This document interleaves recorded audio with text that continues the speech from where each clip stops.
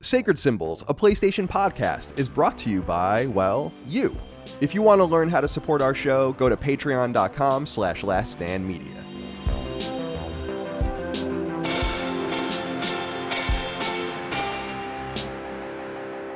Greetings and salutations. Welcome back to Sacred Symbols Plus, a PlayStation podcast supplement. My name is Colin Moriarty. Today I'm joined by a very special guest, a returning guest to our show. He was on not even a year ago to discuss a Vita-related book project that he was working on. Now he's here to discuss, and I'm going to fix my camera a little bit here, a PS3-related project that I am so excited to get my hands on and read, and I might even be participating a little bit in its creation as well. I'm super excited. Sandeep Rai, welcome back to the show, my friend. How are you? I'm good, thanks. Thank you, Colin, for having me. Really appreciate you letting me be on again. Dude, when I saw that this book was announced, your PS3 Kickstarter, which is called, let's see, it only did everything, the PS3's unofficial history. I knew I had to have you back on the show because I was looking at our old episode, and for people that want to check that out, it's episode 145 of Sacred Symbols Plus. It's called Vita Means Life. And we went over your project, which was a Vita book that I kickstarted. Many people kickstarted, and it's awesome, and you can check it out. Beautiful blue cover sitting on my shelf in my loft. And your return with PS3, a PS3 is very near and dear to my heart as well, and a lot of people out there. So I knew I had to have you on, talk about this, see how it's going and all of that. But before we get into any of that, how's life? How's it going since you were last on our show? Yeah, good, thanks. Good. It's been a bit crazy, a bit busy. It's work and actually moved house as well. So probably a different background for anyone that remembers the last year's podcast. But so all the hassle of renovating and moving as well over the last year. But good. Things are a bit settled now, which is nice. Awesome. Well, I'm glad to hear that. And I wanted to introduce you when I was introducing you, author, gamer, entrepreneur, I think is a safe thing to call you. I'm curious, before I'm kind of going a little bit backwards, but seeing your success with this book, seeing your success with the Vita book, are you going full time into this? I mean, is that possible? I'm kind of curious about that because I know you're busy with work, you were saying, and all of that, but it seems like this could be a thing for you. I'm kind of pulling for you with this. I had thought about it. I think it's probably unlikely. I think between the mortgage and school fees, I think it's hard to give up the security of kind of a steady income. And I think I mentioned it last time as well. I like to be busy, and so this is kind of a fun thing to do in kind of the evenings and weekends. And so it's kind of a nice thing to sort of tick along through life. But I think it would be difficult to kind of make it more than that. I mean, I never say never, but I think right now, until this mortgage is paid off, it'll be tricky.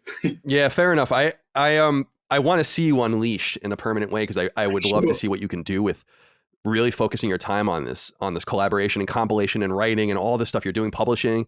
But at the same time, I think you're in a really great spot because you can have your job, you can have your cake and eat it too. I mean, why not? Yeah. So I think it's great. I was just curious about that to the start before I forgot, but let's get into this book. I want to set the stage for everyone, for people that don't know you. Sandeep put a trio of books, Vita Year 1, Vita Years 2 and 3, and Vita The End, on Kickstarter at different times in a more fanzine type publishing, softcover publishing. I have them. And you had 499 backers, 530 backers, and then 865 backers. So increasing in number substantially. And then you kind of went and put them all together, added some new stuff like a 1.5 version in a book that had 1,325 backers called Vita Means Life. And this was all about our beloved PlayStation Vita. You and I share a deep and unabiding love for Vita. However, we also share a deep and unabiding love for PS3. In your new book, it only did everything, the PS3's unofficial history. At the time we're recording this, 26 days to go, 477 backers. You asked for equivalent to USD, $14,700. You have $25,200. So you are doing a wonderful job. So first of all, congratulations. You nailed it already. Thank you. Tell me about this project and what spawned this new Kickstarter. Sure. So after Vita Means Life, I mean, even while I was writing it, a lot of people were saying, oh, what are you going to do next?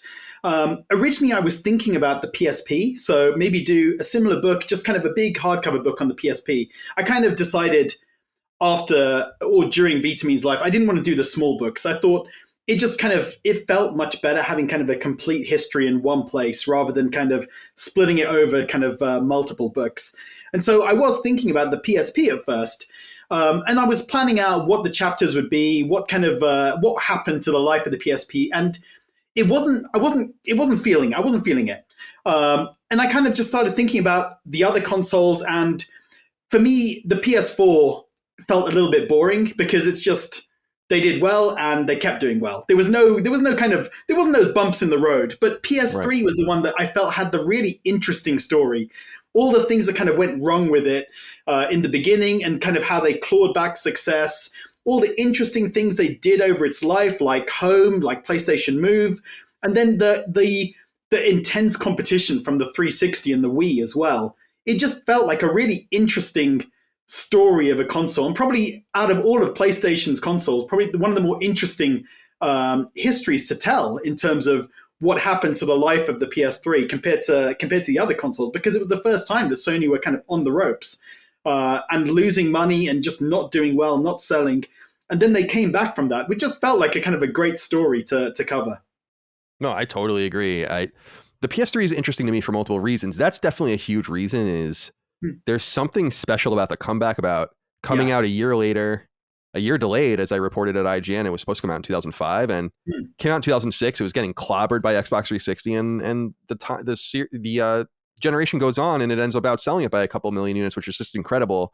Yeah. And it's special to me, especially because that was when I was at IGN covering PlayStation professionally. It was during the PSP, PS3, Vita into the PS4 era. So those pieces of hardware are just near and dear to me for that reason too, because I got to know them so intimately, which a lot of people don't get to do. I got to be a professional and then also be a gamer and an enthusiast with these machines. So really special stuff there. What do you remember about, like, what is your personal experience with PS3 at that time? Were you in that? Were you like one of those sad people in 2006 that went and bought it for $600 and played the layer and all those? I couldn't. It was just too much. It was just, and then I had like Final Fantasy 12, God of War 2, and I was still like, I played like Metal Gear Solid 3 100 times on the PS2. So I was quite happy with the PS2. What the turning point for me was two things. It was E3 2007. It was the trailer for Metal Gear Solid 4. So I remember watching it again a couple of months ago when I was writing the chapter about that, when I was doing 2007 in the book. And seeing that trailer again just brought back all those memories, thinking, I'm getting it. I have to get a PS3 because I want to play Metal Gear Solid 4. And that Raiden and Vamp fight was just like, I need to get this console. And so I knew I was going to get it at some point. That had completely convinced me. And then what really made me go out and buy it that same day was when Sony announced that they were removing backwards compatibility from the PS3. And so I remember I was at work, and I was working only 10 minutes away from home. It was in a city center. And I saw that the news on whichever website it was. And I thought, okay, I'm getting a PS3. I literally, that end of that day, 5 o'clock, I went to HMV. I bought the PS3, which was on offer, luckily. So I remember it was like £450 with 2 games, 2 controllers, 2 Blu-rays. Took it back home and set it up. And it was that's it. Backwards compatibility was so important to me. It was just, I had so many PS2 games. It was such a disappointment when they said they were going to remove that. So I just had to buy it.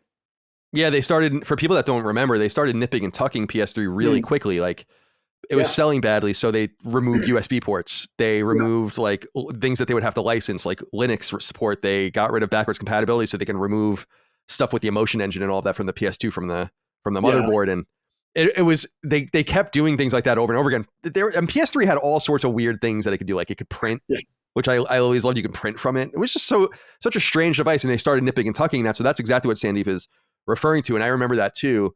I always wondered why they did that, and I assume they talked about Linux, where they said that they removed it because no one used it, which I believe, and they must have telemetry where there was like it doesn't really matter. But I think that they were probably more freaking out because the funny thing, as you probably write about in the book, is that every console they sold, they were losing money on too. So there was this ironic thing going on where the more consoles they sold, the more money they were losing. And so I think they were trying to throttle themselves a little bit too in that way. But I love that you feel the same way about it that I do, that it's really the truly most interesting period of PlayStation history. I would say from 2006 to 2010 or so, from E3 2005, and then stuff with the boomerang controller, the price, they get rid of the boomerang controller, the shitty 6-axis controller that I remember being at IGN playing Heavenly Sword and getting mad and smashing it on my desk and breaking it, like not in half, but like it was so light and flimsy. It was so they had light. a lot even to catch now, up on. the PS3 controller, even the DualShock 3 is so light. When you feel it, it's just like, God, this is this is just like a little toy. It's like compared to even the PS4 controller, it feels so light and just not right, you know? Indeed, I think the DualShock 4 and DualSense more are the Yeah. first PlayStation controllers that really feel like kit, like that they don't feel like something you buy in a toy store. So we agree on that too. But all right. So with PS3, I'm curious with the success of these books. The one thing I wanted to ask you, and I made sure to write this down so I didn't forget, because I think I forgot to ask you last time, is has Sony talked to you at all about this? Because like if I saw, I had a guy on recently that does the strategy, like handwritten strategy guides, and I was telling him, if I were at Nintendo and I saw you floating out there and I was in some sort of power, I'd be like, can we have this person? Like, could we do something with this person? And I see someone like you, a potential historian for the brand, really. I wonder if they've reached out or have any interest in it. I doubt it, but because I know them, but it would be nice for them to acknowledge your projects. That was almost like a dream of mine, thinking like, would they be interested? Even after the Vita book, I thought, come on, this is like just almost, celebrating one of their systems. You thought they may want to say something or talk to me, but no. I reached out to them with the Vita books, all three of the original and Vita Means Life, for this one as well. I even I was at a game show in UK called EGX, Eurogamer Expo, and it just so happened that there was another trade show kind of in the same building for licensing, and PlayStation was there. And so it was a completely different team. But I said, hey, look, I have tried to reach out. Is there any way I could talk to someone, or at least give you my card and you could have someone contact me? I haven't heard anything. And I don't think they're. I'm not sure. I mean, I know you've talked before about PR not being as engaged sometimes, but it doesn't seem like they're that interested to speak to me, unfortunately. But I would love to, because I want this to do justice to the system and really, I mean, it wasn't all good. The story is not all good, especially in the first 2 or 3 years. But I wanted this to be like the complete history. I wanted to have interviews with people who are still at Sony, but it's just hard getting kind of in touch with them, I guess. Yeah, you see, I wouldn't expect them to endorse it. I wouldn't expect them to even participate in it, but you would expect them, a company that's cool, and I think Microsoft would be a company that would do this actually, would acknowledge you.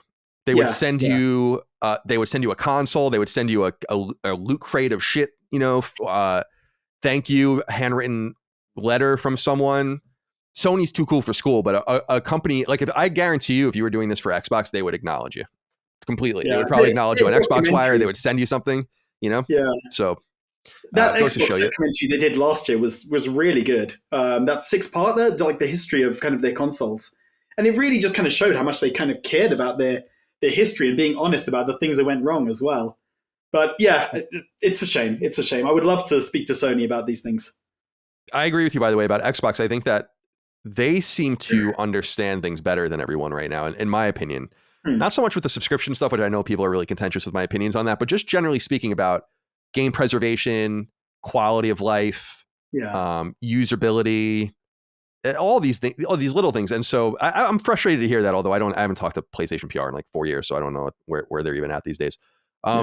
Okay, let's talk about the layout of the book. I'm wondering how you go about organizing something like this, because you said you were kind of framing it and laying it out. I'm curious what your approach is going to be in terms of its layout. Will it be similar to Vita, kind of a chronological look? Will it be kind of organized by games or publishers or whatever? I'm curious what your take is. It's very much similar to Vita Means Life. So it'll be the history, which is very much chronological. And obviously there'll be certain elements which, say, the financial crisis, where although that happened 2007 to 2009, it'll be in the kind of 2009 section. So it'll be chronological, but certain things certain chapters may span more than just that one period. And then obviously there'll be the retrospectives on the games, which will be kind of the second section of the book. I'm hoping to get more interviews as well, because I feel like that was a really important part of Vita Means Life. I've had one interview so far with Jack Buser, who was the director of PlayStation Home. Yeah, it was brilliant. He's just I haven't heard that name in years, man. He was a nice guy.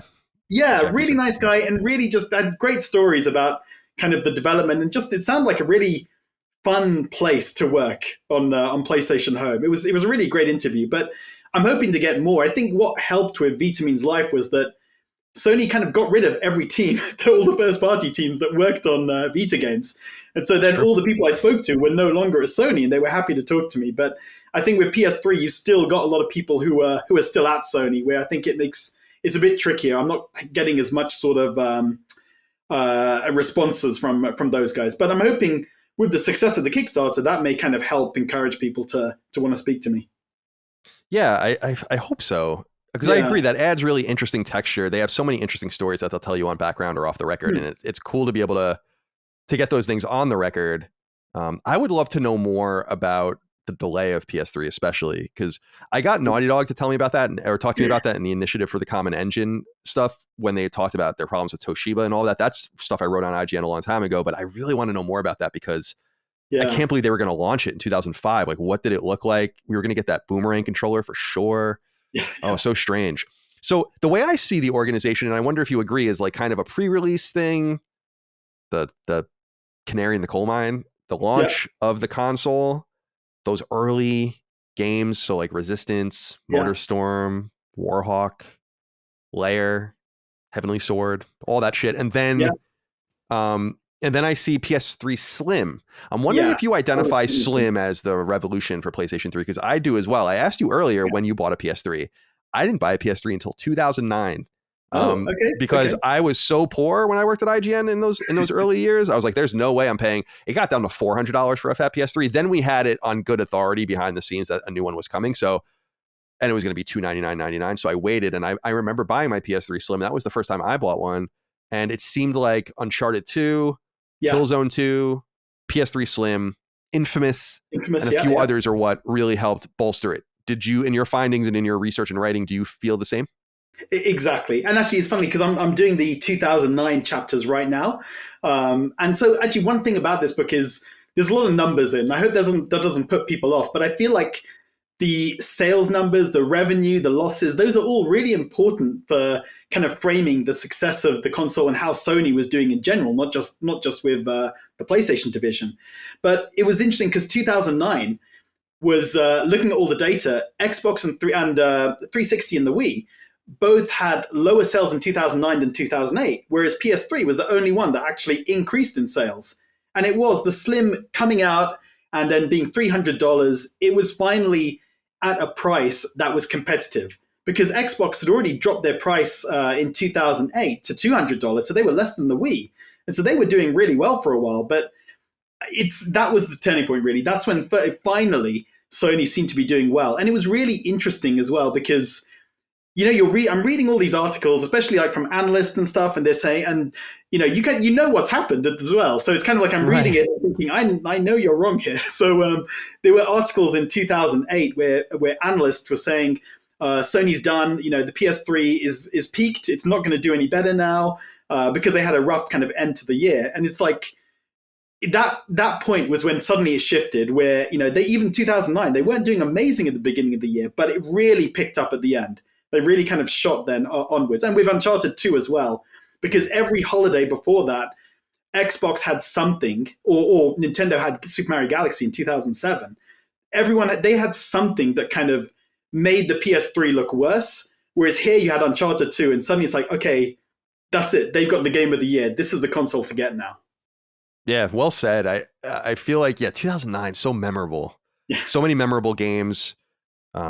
Getting involved with different second parties and the first parties kind of churning. I feel like this is when Naughty Dog truly became prominent. Oh yeah, and all of the rest. And I wanted to ask you about. I want to talk about the product specifically in a moment, but I'm wondering which first party developers or second party developers do you feel like are key components of this story? I mean, I think Media Molecule was a big part. I mean, it was really interesting actually that Little Big Planet 1 didn't sell that well, even though it was so critically acclaimed. But I think they were a great example of Sony again, kind of being a bit different and quirky and putting out a game that the others probably, or at least 360, just wouldn't have put out. Naughty Dog was obviously massive as well. I think Insomniac, I think there were some really big games at that time. It's a pity something like Motorstorm didn't do better because I really loved it. But yeah, I think Naughty Dog and Media Molecule were probably two of the biggest at that time, or most kind of important, I think, for the console. I mean, Sackboy became a huge mascot for PlayStation since then.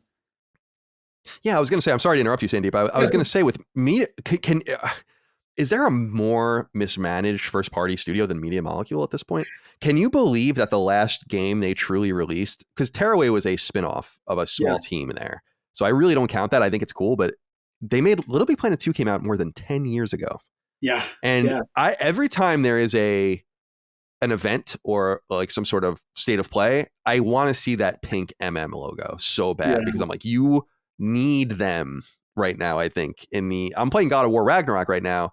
I hate to say this, but I'm kind of bored. I mean, it's beautiful. It's fun. It's fun to play from a beat to beat thing, but I'm like, God, I feel like I could use something else right now from PlayStation, not another one of these. And yeah, so it's too bad for them. And then the other thing I think is interesting, and I was curious about this, was the acquisition of Sucker Punch. I feel like that was probably that was in between Infamous 1 and 2, and I feel like that was a really big move for them too to solidify that period of dominance. Definitely, yeah. I mean, I wish there was more Infamous. I loved Infamous 1 and 2. Me too. Second Son, I didn't like it as much. I didn't finish that one, but I wish we had got like an Infamous on Vita because it was just such a cool series and just such a cool premise as well. But yeah, it was great. I mean, that was, again, one of those kind of PS3 defining games for me. And, I was one of these people that I didn't used to buy games full price. I used to kind of wait and buy it secondhand. But, I think PS3 was a generation where I actually started buying games full price, like Dead Space, Infamous, Metal Gear Solid 4, Uncharted 2. I remember kind of going to the game store and buying these games just because they looked amazing. And, I was so glad I did because they were just great games on the PS3. I wasn't disappointed with many of the games I bought. I'm curious if trophies will have their own section in this. Definitely. Trophies. I'm glad to hear that. I feel like that. We're kin on that as well. Yeah. It's, Super Stardust HD being the first game that got trophies, and ever since I've been addicted. A lot of people, millions of people have been addicted. I love the metagame. I feel like with PlayStation Stars specifically, they're starting to get around to fixing things they've done wrong with trophies. Do you feel like trophies are a relevant part of PlayStation 3's success in any way? Because I feel like it took them quite a long time to copy achievements. I remember when my roommate in college got an Xbox 360 in 2005. I was like, wait, well, I was like so fascinated by it. Yeah. And then it was 3 years later that we finally got trophies. Yeah, I remember actually it was Assassin's Creed, where I was looking at IGN and they were talking about achievements, and I was like, where's achievements? It's like, where can I find that in the PS3? And it's like I didn't know what it was. It was just unfamiliar to me. And then I realized, like, oh, okay, it's only 360. And so, yeah, I was really glad when they finally got trophies on the PS3. I mean, look, I've admitted this to my followers on YouTube before. I'm not a good gamer. So, it's like I love games, but I'm not very good at them. And so I don't have many platinums or anything, but, I love the kind of the trying at least. So, there will be times where I look at the trophy list at the beginning and think, okay, I want to try for that. And then pretty quickly give up because I know I'm not good enough. But there were some that I was proud of, like Batman Arkham Asylum, Uncharted 2. I nearly got the platinum on Dark Souls 1. Very nearly, but there was one stupid trophy where I had to like farm for an item and I just couldn't do it after a while. That's way better than me, man. I can barely play Dark Souls, so that was another kind of console-defining game. Demon Souls, when that came out, it was like everything fell by the wayside for me because like that was the game, really. I loved it. I always say that. I always like to remind people about how wrong I've been about things as well in the past. Like when we were at IGN, we didn't even review Demon Souls when it came out. And we reviewed it weeks later. As if you go back in your research, you might see it. We gave it a great score, but we got pulled into a room basically and be like, what are you doing? Like where we're kind of, identifying different things. And so that was another interesting game from Software and their long-time relationship with PlayStation going all the way back to King's Field and all that is on PS1 as well. It's funny because I'm looking at my trophies recently and I agree with you. There were just certain things where I'm like, I'm not good enough. Oh yeah, Shredder's Revenge. I was like, no chance, not a prayer of that ever happening. And to me, I have 133 platinum trophies, but I must say that most of them are just persistence or game length trophies, not so much. Sure. Like I play a lot of role-playing games. Dragon Quest 11 I got, for instance. Like anyone can do and spend 125 hours. I remember though, because I remember you and Greg talking about the Last of Us trophies and not disliking them. But I actually I thought it was a really good trophy list because it didn't make me it didn't make me jump through hoops. So like Uncharted, like, kill 100 people with a grenade or kill 10 people with a shotgun. It's like, this was just like, play the game and finish it. And it's like, oh, that's actually quite refreshing as a trophy list. But also play online a ton. Yeah. You have to play online for like 40 or 50 hours. The one thing I remember, and I remember I got it, there was that meta game where you have your survivors in factions. Yeah. And so you get into these cycles. I don't remember, people will know what I'm talking about, but you get into these cycles where like every 8 or 12 fights or something, and there's like a big fight. And if you win that fight or do something in that fight, you get some points. But that means that you can miss those trophies. So like after playing for 40 hours, you might have to play for another. And I remember being so like, because I have those trophies and I didn't get the platinum and I was sweating basically playing that game. The Last of Us is a key PS3 memory for me as well. But another key PS3 memory for me, and I have to ask you about this, certainly the PlayStation Network outage has to be a prominent part of this. So talk to me a little bit about that. I mean, I remember it happening. And it was, I mean, I think for me, it was not too bad. I wasn't heavily playing online games. And so it was like, it didn't matter too much to me, but I'm sure it just killed so many people who were online all the time. But that was a huge part. It's a huge part. And like, Jack Trenton coming out on stage at E3 and apologizing to everybody. It was a massive part of massive mess up. And I mean, we saw kind of the impact of that years later in terms of the Vita as well, where they were so scared of hack or any mention of the word hack that they then kind of just almost kind of crippled is too strong a word, but they kind of held the system back in some ways from having, say, an SD card or other features that could have been there. It's such a shame. I mean, that obviously was such a big moment and a big disaster for them that it just still impacted them years later. Yeah, it's funny because I'm writing in my notes here about Vita. You're right. I think by 2016, especially, so 4 years after the Vita came out, depending on where you are, they were pretty much set on killing it because they were afraid that it was a vector into the PlayStation Network. I mean, and I'm sure you've seen it. I've never actually used it myself because I don't have a hacked Vita, but I've seen screenshots of Vita where they have the entire PSN storefront, but you just get the games for free. So like instead of there being a price, you just, and I'm like, I can understand why they're like, we can't be having this. But and it's kind of amazing that it didn't get fully cracked open like the PSP did. Because that I think would. I'm sorry. Go ahead. No, I was just gonna say it took a few years compared to the PSP, which was like almost straight away. It was just cracked and you could do anything with it. Right, but even it's so funny because like you were saying with the proprietary stuff with the SD cards and all of that, they made it so much more difficult with Vita. Even when it was cracked open, you still needed to buy like their card. You still needed to, not update the firmware. And I remember with UMDs, the UMDs used to come with the updates, so they would force the updates onto your console. So you either had to choose to have a hacked PSP or play a game. Yeah. And that I think would make your PSP book really interesting, but also boring from a gameplay perspective. Because I must admit, the best thing about PSP were all the emulators. I think everyone felt that way. It's true. Right. Yeah, I mean, that was something interesting about the PSP because I had my cousin and one of my best friends bought a PSP. They weren't gamers at all. They hadn't been touching any video games for years until like since the SNES.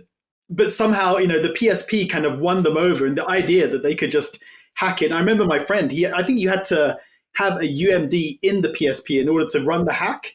And so he borrowed Darksiders from me and then never gave it back, which I still remember today. But he hacked it straight away and just like he was playing SNES games and whatever on it. But crazy. That's THQ era Darksiders as well. So that's kind of interesting.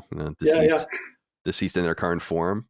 Okay, so let me talk to you a little bit about the support for your book itself here on Kickstarter.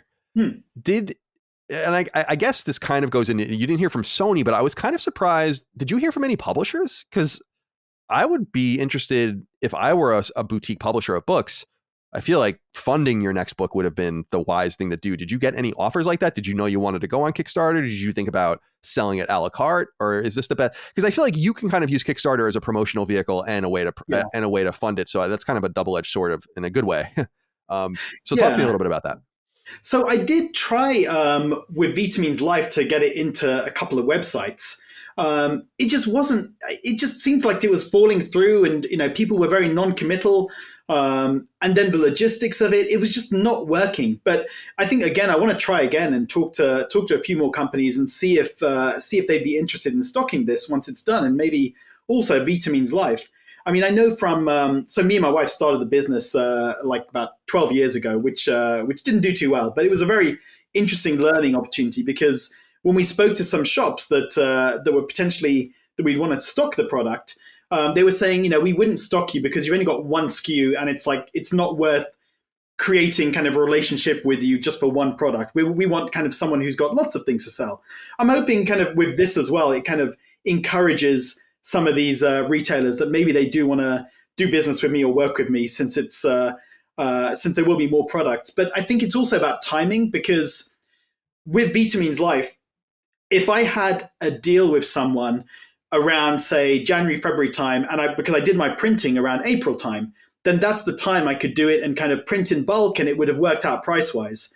But if I tried to talk to someone now and they said they wanted 50 books, the price of printing 50 books just makes it uneconomical. It doesn't work. So it's almost I've got that kind of one window when this book comes out to try and make an agreement with someone and then get kind of all the orders done in one go and somehow ship it to them. It's a lot of logistics and things to try and figure out, but it's on my mind. I just need to figure it out and reach out to people. But I would kind of want to further down the project before I do that. Right. I would understand that, because I actually wrote in my notes, I was going to ask you if the old books were available, if you wanted to have some sort of back catalog, or if this is some sort of limited thing, because you could do some sort of limited thing and then have an anthology later on or something like that. Yeah. But I'm sure you have a better idea of what you should do with this stuff than I do. It's on Etsy at least, so it's available there for now. Good. And I do feel like the approach of being like, we want someone that sells lots of things. It's like, what is this, 1995? People like the Etsy boutique one shop kind of thing. I don't know. And I remember talking when the book came out, we're happy to help you with logistics in any way we can. Because I told you, I remember we were talking about book weight, and we don't deal with that, obviously. And I was like, you can ship them to my house and then we can ship domestically for you. But when you're shipping at such a huge volume, because we're going to have to figure it out. We're self-publishing a game soon, like a physical game for PS4, and we're shipping it ourselves. So I don't know. We'll get a little bit of experience. We can change. We can exchange notes at that moment. So okay, actually, I'm sorry. I have found a fulfillment company this time, and I did have a fulfillment company with Vita Means Life. It got to a point I was going to do it more myself, but when it got to say more than 1,000, I thought to myself, I can't manage this. And so I think I had about 600 to send, and they had about 900. And even 600 was like, my whole garage was full of books. It was a bit, even that was too much. So, but it's just a bit of a problem with the fulfillment company where I'd say around 90 books, around 10% of what they sent was either damaged or lost. And so this company I'm talking to this time, they've kind of guaranteed how they're going to be boxing each book and everything. And I'm being a bit more granular from having learned from that experience, where I just kind of said, okay, yeah, let's make a deal and you'll send it all. But they just kind of threw the book in a big box and it was rattling around and got damaged in a lot of cases, which was that sucks, dude. And then you have to deal because we started selling our own merch out of my house. So our merch shop, Micah runs it, my fiance and our coordinator. And so she goes to the post office pretty much every day with packages. And we're going to have, but our garage, like you said, is dominated with things now. I have stuff like just in closets, and it's a lot. I'm glad that we went down the road of not using fulfillment and not using a third party anymore, because we can control the customer service and all that. But it is a lot, man. But the margins are better. So we do appreciate that. Yeah. Yeah. All right, my friend, I want to ask you about supporting you on Kickstarter itself. It only did everything. The PS3's unofficial history, like I said, is on Kickstarter right now. And there are multiple tiers, I think, pledge 20 or 10 pounds, 27 pounds, 54 pounds. And then there were a couple where you can be an editor for the book, and those are all gone, which is cool for backers. So talk to me about the tiers and what you get for that, and timing and all the rest. So the £10 tier, the kind of the lowest tier, is for the digital version of the book, and it's just a PDF copy. It's yours. I don't put any kind of restrictions or DRM or anything on it. It's just an open PDF copy for people. £27 gets you the book plus the PDF, and then there's an option for 2 books, and there's an option for this book. It only did everything and Vita Means Life together, which is kind of the PlayStation historian tier, which is what I've called it. You mentioned the kind of editor tier, where I've had 4 slots for people to kind of write small retrospectives. But those are all gone already. But I've also got kind of stretch goals for the project. So the first one is done. Everyone who backs a physical copy is going to get a bookmark as well, which I kind of did for the Vita books as well. Yeah, I was gonna say I still use your bookmarks nice. in my books. Yeah. Oh, nice, excellent. And then I'm also the next stretch goal, which is one I really, really want to make happen, is doing a top 100 PS3 games kind of zine, which is what I did for the Vita. I did kind of a top 100 Vita game zine, which I really love putting that together. And so hopefully that will happen, and then have this kind of little kind of companion magazine, which again is free for any physical backers, just to kind of highlight all those kind of games and have it voted for by fans as well, so they can kind of all the backers can kind of tell me what they think of the top 100, and we can collate the list into that magazine. And then there's one other stretch goal, which is for making the book with a sewn bound, which is a lot more expensive, significantly more expensive. So, and I've got the test print here, but it's where you can see kind of the book opens, but there's that kind of it's harder to open it flat. And so if you have it sewn bound, it's kind of completely flat, and that's the best quality you can get, but it's just so expensive. So it's quite a high stretch goal. I don't know if I'll make it, but hopefully, let's see. Yeah, I kind of feel like you will, because you're already halfway. Well, it's 50,000 pounds, so you're not actually halfway there, but I'm seeing it in dollars because I'm logged in as an American. Sure. Yeah. I'm definitely going to support it. I highly recommend everyone else supports it as well. I'm going to be writing a couple of things in it. I wanted to ask you about your collaborators. Who do you have collaborating with you? I feel like, I don't know. I'm surprised there's not a longer line of people wanting to contribute to this. And maybe there is, and I'm just not seeing it because no one else is doing cool shit like this. And so I'm wondering who you got to work with you. So it felt like quite a few people, but there were more people. So I kind of put out on Twitter, I looked up some people specifically where I thought, I'd like to work with them, and I know they're kind of writing. And so I reached out to a few people kind of came to me about it. And so with Vita Means Life, it was probably about 90% plus was all written by me, and I had a few retrospectives done by other people. Here, I've got more retrospectives done by others because one reason is it's difficult to try and do this whole thing on my own, which the Vita Means Life took 3 years almost to write all of that. And I thought it's different. I wanted to be able to deliver this sooner, and so I did reach out to more people and did have more people helping with retrospectives, like yourself.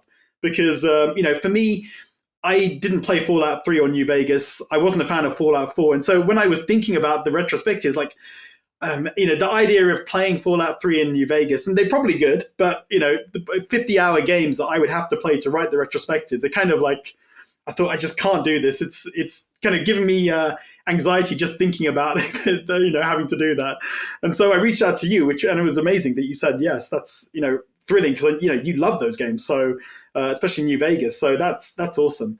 And there are some games which I just know that I couldn't write well about, like Mortal Kombat. And so I went to someone who's actually got experience and who knows about it, which is what I did. That's for Ian Scherer, right? For Mortal Kombat. Right. Yeah. 616 Entertainment. Yeah. And so great. he's a great, and there were, some of the guys who I've got working with, they don't have as much writing experience. And so, I'm editing and I'm helping kind of craft the wording so that it's, it still kind of meets the quality. But someone like Ian, actually, it was great because he just I didn't have to touch anything. It was perfect. So it was really easy to work with someone like that, where it's just put it straight in because it's just awesome. Yeah, I'm going to sit down and do mine over Thanksgiving here in the States. Ooh. And when I actually have a moment to sit down. And so I'll have those for you too. And hopefully they will be in a similar state of good repair. Yeah. Don't be too harsh on my edits. I don't write anymore. Although I actually do write all the time. It's just the show notes and all of that. So I'm excited to have the opportunity, and I appreciate it as well, because I've gotten quite a few writing opportunities or offers in the past since I left IGN. And I'm just like, it's the big joke about writers. And I'm sure, although you are different, you're like a Stephen King type where you're really prolific in how much you write, where like the joke with writers is they don't write. Like, oh, when are you writing? Oh, I don't know, some other time.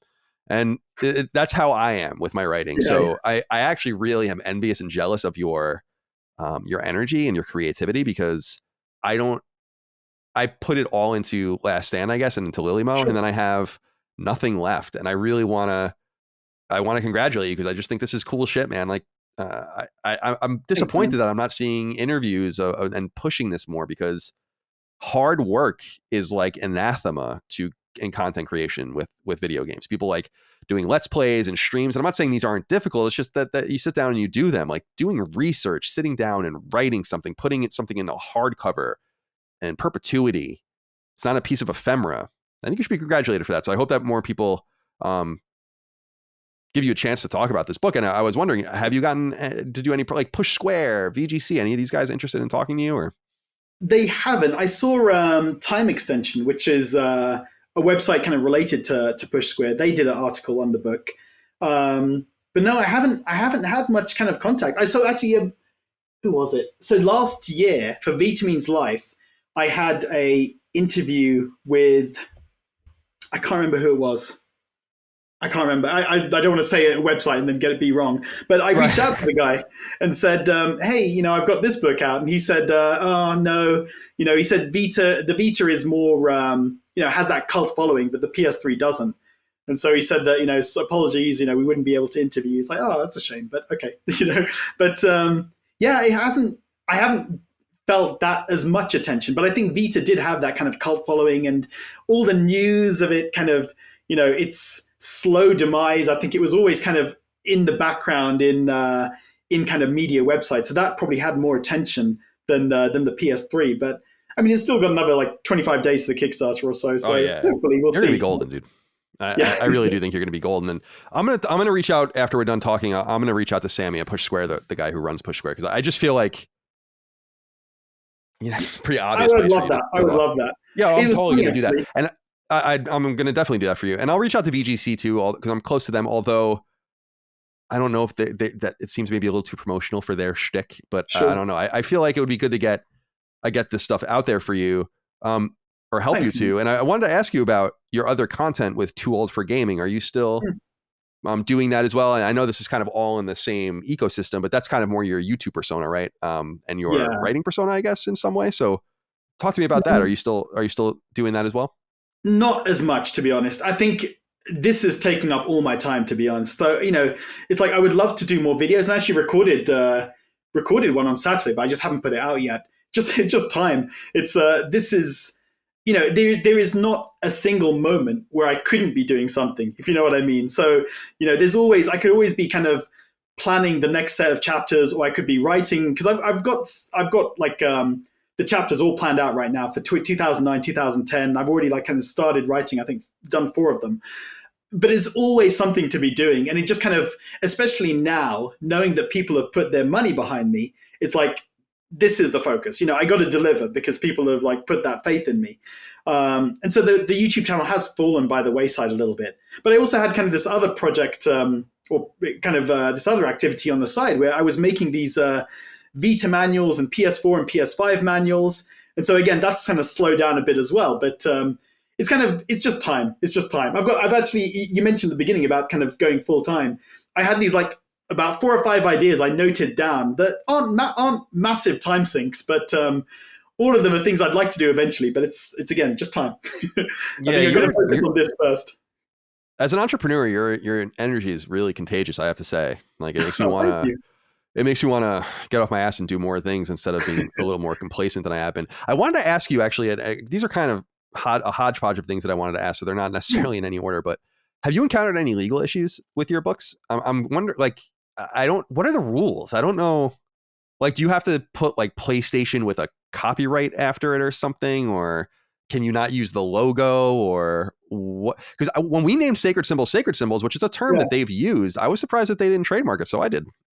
So, but I know that they're quite litigious. I always made fun of it outside of PlayStation HQ. If you look at it where it says PlayStation with these huge letters and there's a pole holding up each letter, there's a pole holding up the registered trademark logo, which I think is fucking hysterical.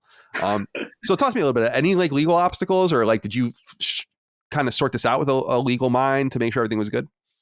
I mean, touch wood, I haven't had any issues. I did discuss it with a friend who's a lawyer, and part of the rationale or defense, hopefully, would be that this would fall under fair use, where it is kind of analyzing and historical or historical analysis of this system and what happened to it, as opposed to, and it's not even kind of opinions necessarily. It's more just kind of, it's almost like, I mean, even imagine IGN would did kind of a retrospective on the PS3. That's essentially what it is, but Right, in a totally. book form. Yeah, so fair use. Yeah, yeah. Yeah, it shouldn't be a problem. And I don't know about the logo side. I haven't used the logo unless it's kind of on a console or on a box or something. So I haven't had anything, but again, touch wood that nothing comes up in the future. Yeah, yeah. I'm knocking on wood now. I don't think anything will. And I noticed something in your renders which I thought was really cool and clever, and I assume you did this on purpose, which is that the logo, or it's not even logos. It's like you wrote Infamous, and it's kind of like it, but it's not. Like you wrote Motor Storm, but it's not really right. And so did you? And Journey, I'm seeing here in this picture, that was intentional, I assume, too, to avoid using like the literal. That's all my designer. It's Jason Madison, who's a brilliant guy, and he's quite smart about the way he's doing it. And even for Infamous, he did the first round and sent me the. Actually, I think the picture you're seeing on the Kickstarter is the old version of the logo, because I think he changed it again afterwards. But he's pretty smart about these things, and he's got a great eye for kind of trying to make it look similar, but not the same, at least. And I wanted to ask you, and I remember talking to you about this when we talked about the Vita book, which is like, what's going on with your family?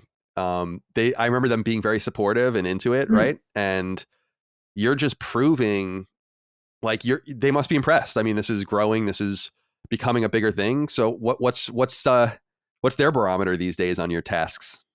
Yeah, it's they're very, very proud as well. And so I don't really talk about it that much to the rest of the family, but obviously my wife knows what's going on, and she's sitting next to me when I'm there, like kind of typing on the computer. But when the Kickstarter launched, she called my mum and called her mum and everyone, and told them. And so it's like my mum would like text me in the morning and say, oh, it's at 19,000. So like she's obviously watching it and refreshing the page as well, which is, it's cool, that they are supportive and proud as well, which is very cool. Yeah, that's vital for a creative. I'm blessed to have a partner that is very understanding that I'm totally I'm totally time sunk, and I'm just really engaged in things. And so like you're never really getting all of me in some way. Like no one is, because I'm always like kind of, that's the entrepreneur's life, I think, in the creative's life. But it's really good because I feel like that is I really do think let me back up. When I was younger, I used to be like, how did you figure out who to dedicate your books to when you were an author? And then as I got older, I started to realize, oh, I see. It's like dedicated to someone who really helped you or got out of your way or like really assisted you in this very deep, rigorous ordeal that you've gone through. And I don't know if you have anything to say about this yet, but I wanted to ask one final question of you, Sandeep, which is, what's next? I know that this is still going. Yeah. But I know you said 5 other things on a list. I know your mind well enough to know you're churning. I would really love to see you unleashed on another brand. But I wonder, do you want to keep doing these kinds of books, these kinds of tasks? Or is there another idea that you might have that you want to pursue instead? Well, I think I think the PSP was kind of, again, what I thought was a natural one, but I was actually giving it some more thought even like last week. And I thought, as you kind of watch doing the research for this book and watching E3s and everything, and it felt like actually the 3DS as well had a really interesting history, similar to the PS3, where it's like it just started off so badly and then just like kind of clawed against success. That was a really interesting one as well. But no, I mean, no kind of definite sort of, I'm not kind of putting my making a kind of proclamation, I'm going to have to do one thing or another. But I felt like PSP would be the natural one. And I think, even looking at comments from fans on Twitter and stuff, they want kind of more PlayStation.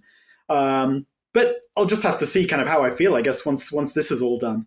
It's like I said, it's a lot of work. So it's just need to figure out what kind of makes the most sense for me. Yeah, I don't know, I'm like making ideas for you. But when I was in college, I majored in American history, so we would read a shit ton of books. And one of the series I have on my shelf, I wish I brought them in to think of it, were these books on presidents, but they were like basically maybe 120 pages each or something like that. And it was just about a piece of that president's life, basically. So, and we had to read a bunch of them in one of these classes. And I was like, man, Sandeep doing something like with the developers or the series like that, 100 pages on Infamous, 100 pages on Killzone. Yeah. That'd be kind of cool. And the That's other thing I was actually thinking so of funny. was going backwards, starting with PS1 and PS2. See, this is why I love the independence and I love the entrepreneurship, but a publisher would be able to give you so much overhead where it's like, go to Japan, stay there for 3 months. Here's a translator, interview 100 people, come back, oh my God. Yeah. I would love something like that from you as well, but that's probably a pipe dream. Yeah, exactly. And the thing, I think for PS1, PS2, there's so much coverage already. It's there's just, when it comes to books, magazines, they had so much coverage. It didn't. The PS3, PS Vita, PSP, these were almost kind of those systems that were a bit ignored by people, in comparison to other PlayStation consoles or the older PlayStation consoles, which is what made it more appealing for me. Like with the Vita, it did feel like no one's going to do this, so I'll do it. Certainly not. Yeah, exactly. With the PS3, I was looking around like, has anyone written anything like this for the PS3? And it surprised me because it's not like it's a new thing where PS4 is maybe too soon to do it because the life is still there, but PS3 had nothing like this, where no one tried, and so which again encouraged me to do it because I thought, I think the history of these consoles, the history of video games is important, and I want to, I think these systems deserve that treatment, that sort of, one almost place where you can find out everything about that system. That's what I want to achieve anyway with this, and really do the PS3 justice. Yeah, that makes sense to me. It's funny because with the PS1, you and I are both older, and it's like the PS1 and PS2 eras, they were rife with magazines and lots of literal coverage. And I think that would be the only, as someone with a history background, that would be the only thing that would be interesting to me about that or not one of the only things, but something substantial would be to just read all of those magazines again, because there probably is a ton of stuff in there that has been lost to the ages. That's probably not very important, but for instance, I bring this up sometimes. There's an RPG Gamer interview from like 2000 where they talked to Square Soft at the time about how they want to remake Final Fantasy 7, 8, and 9 on PS2. They said it. Then they said they were working on it, right? And I'm like, that I couldn't find that information anywhere. And I remember reading it and went and found the article, and it still existed. I'm like, that's kind of crazy. This is a pretty important citation on the history of Final Fantasy.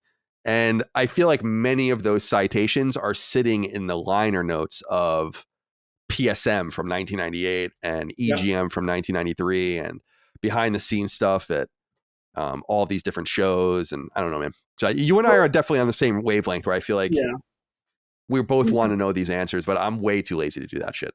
So that's not going to be me. I'm not going to do it. You asked about kind of my process, and that's part of it. So I've been reading every issue of official PlayStation magazine. And, it's when I say read, I mean, I'm flicking through it and like, okay, is this important? Is it worth kind of thinking about for the book, or does it merit a chapter, or does it fit into a chapter? And, 90% of it is just kind of like, you can skip over. But it is really interesting. Some of the interviews that they had that no one else had. So like with Kaz Hirai or with Shuhei, there's some really interesting things there. And some of the articles. So like one of the articles, one of the things that they brought out before kind of anyone else, when I was looking, kind of doing my research and timing wise, is the rise of Metacritic and how it was impacting game development because the incentivization against Metacritic scores. And it's like they had that in, I think it was like 2007, 2008, whereas other sites were reporting on it much later.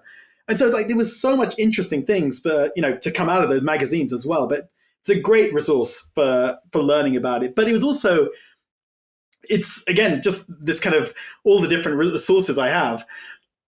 Those official PlayStation magazines never talked about the bad news or the numbers in terms of the bad light. So you're going to go to the websites like Eurogame or IGN to read about that. But you had great interviews in the magazines. And actually, I've been listening to Podcast Beyond as well. I'm actually today I was on episode 99, the one which you I think became full time. Yeah, that was my first. That was my first full-time episode. Yeah, that's so funny. Yeah, I'm not listening to it fully. I think the first 6 episodes, I listened to the whole thing, and I thought this is too much. So, you're never gonna. I would never. Too many hours of my life, I think, to try and go through. But it's been great to kind of reinforce what I knew happened and get the kind of vibe of the sort of almost fan reaction to it.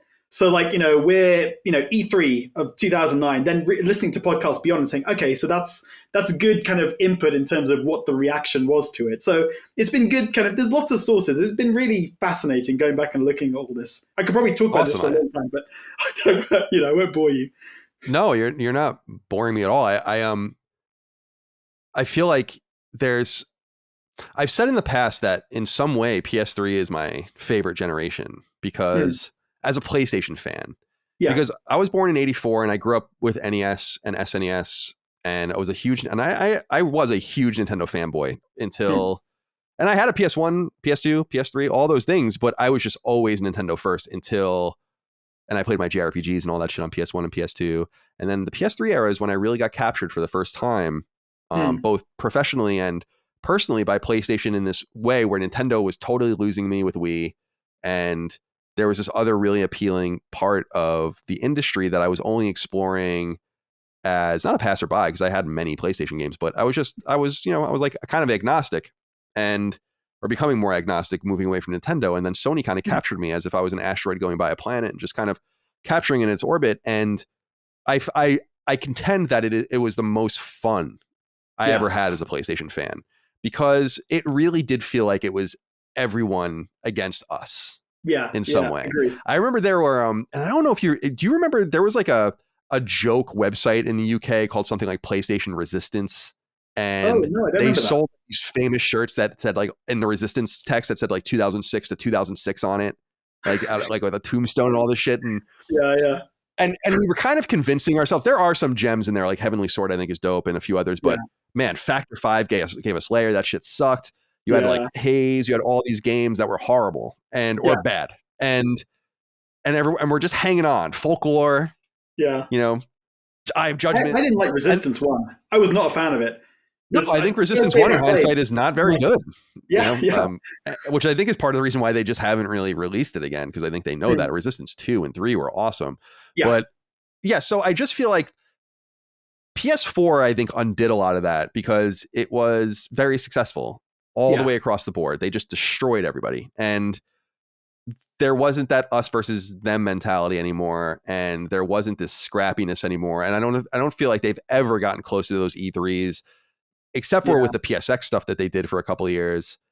Those 2009, 2010, 2011, Kevin Butler and funny. It's brilliant. It's just good shit, man. I'm so excited to read it. And relive it because it's not like that anymore. I think PlayStation today is just I love PlayStation. I consider myself an expert in the brand. I'm renowned for my coverage of it.